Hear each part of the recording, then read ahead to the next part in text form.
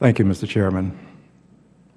Mr. Chairman, as I have sat here this morning, I have literally had tears to well in my eyes as I've heard some of what has been said regarding people who are in need of help. And, Mr. Chairman, I want the record to reflect that I, personal pronoun, will not sit silently by while the tools that are needed to fight invidious discrimination and help those who are in desperate need of assistance are eliminated. These tools have been hard won and hard fought for. We cannot allow the evisceration of the Fair Housing Initiative program, the decimation of the Housing Trust Fund, and we cannot allow disparate impact to be eliminated. These tools have been recognized by courts, and they've made a difference. And I applaud you for standing up and standing your ground this morning. Somebody has to take a stand. I applaud you and all of my colleagues who are doing so. Mr. Chairman, Mr. Secretary, more specifically, under disparate impact, statistical analysis alone will not bring a victory to the plaintiff.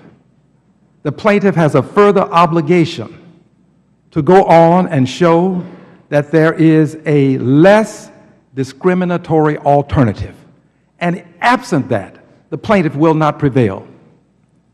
Disparate impact is not a theory. It is a standard that 11 circuit courts have approved. And it bears a methodology by which one who is accused improperly can defend and win. The Fair Housing Initiative program. This is the most efficacious way that we know of to present empirical evidence of invidious discrimination.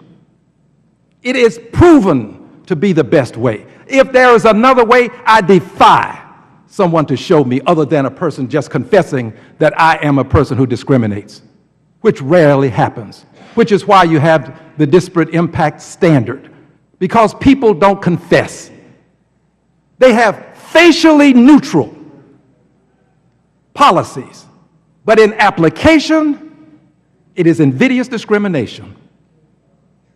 And we cannot allow what we have fought hard for over the decades to just simply evaporate because some people don't understand.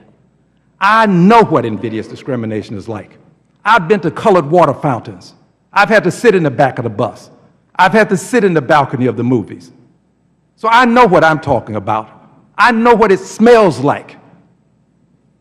I've gone to those filthy fountains. I know what it looks like. I've had the Klan to protest because of my protestations.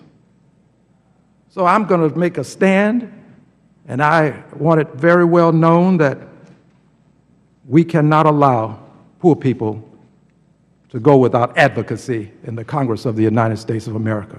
Now, who is helped by the Federal Rental Assistance Program? Elderly with children, the elderly themselves, the disabled with children, disabled adults. More than 50% of the people on federal assistance are disabled, elderly, and children. Are we saying that America no longer wants to help the disabled, the elderly, and the children? Have we gotten to a point now where we've got to cut through the bones all the way to the elderly, all the way to the disabled? Is this the America that we have fought hard to create? I stand with you, and I promise you, especially those who are listening who don't have the advocacy that you need in Congress, that there are some among us who will not sit silently by. We will not acquiesce. We will not give our consent. We will fight. Time of the gentleman has expired. The chair